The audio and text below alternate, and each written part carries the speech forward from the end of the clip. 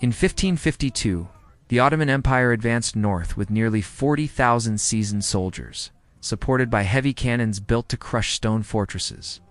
Their march carried the confidence of an empire that expected surrender long before resistance. Hungary was already broken. After Mohacs, its king was dead, its army destroyed, and its land divided.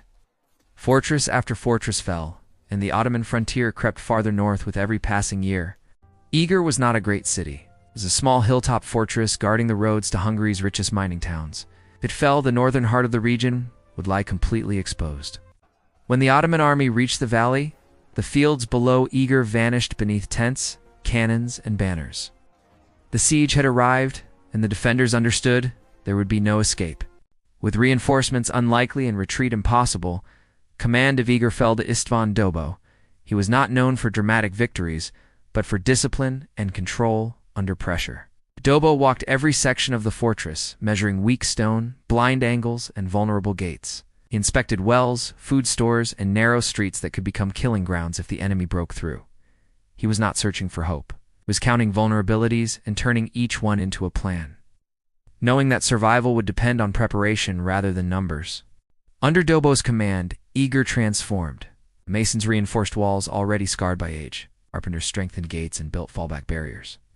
Blacksmiths worked day and night repairing armor and shaping arrowheads. Civilians carried stones, filled water barrels, and organized food stores. Every tower, courtyard, and hallway became part of a single defensive system. Eger was small, but discipline turned it into a fortress prepared to absorb punishment far beyond what its walls were ever meant to endure. Among the defenders worked Dirgely, born Amisha, a young inventor who saw opportunity where others saw desperation.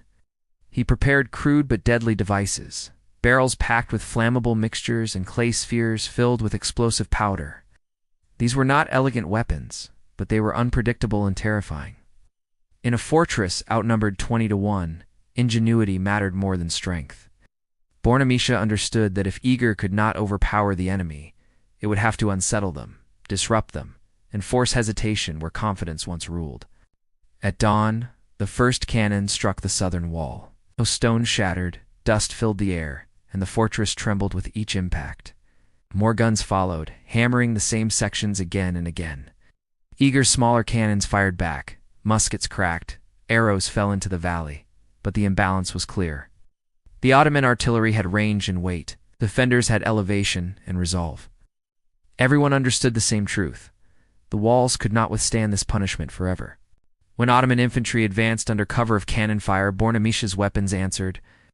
Barrels rolled downhill and erupted into flame, spreading burning oil across the slope.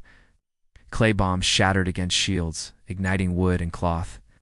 Formations broke as soldiers stumbled and scattered, unsure where to step. It was not a rout, but it was hesitation, rare and precious. For the first time, an army accustomed to victory was forced to slow, and that moment gave Eger exactly what it needed. After days of bombardment, the southern wall finally gave way. A jagged breach opened wide enough for the enemy to pour through. The next assault came fast and heavy, infantry surging over broken stone under covering fire. Inside the fortress, soldiers and civilians rushed forward without hesitation, building makeshift barricades from timber and earth. There would be no retreat. If the line broke here, Eger would fall, and everyone understood the cost of failure. As the fighting reached its peak, fire and smoke filled the breach. Born Amisha's last weapons detonated at close range, magnified by the narrow space. A sudden shift in wind carried smoke back into the Ottoman ranks, blinding and confusing the attackers. The defenders surged forward, driving pikes into disoriented formations. Exhausted men found strength they did not know they had. Momentum shifted, not through miracle, but through timing, discipline, and sheer refusal to yield. That night, the Ottoman camp fell silent. By morning, the cannons were pulled back, and the army began to withdraw south. There was no celebration inside Eger. The defenders were too exhausted even to speak.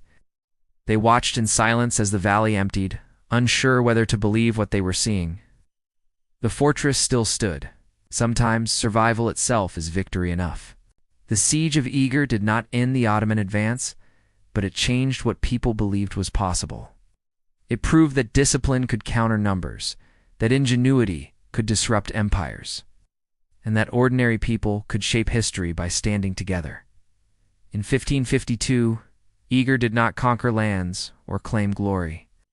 It did something far rarer. It refused to fall.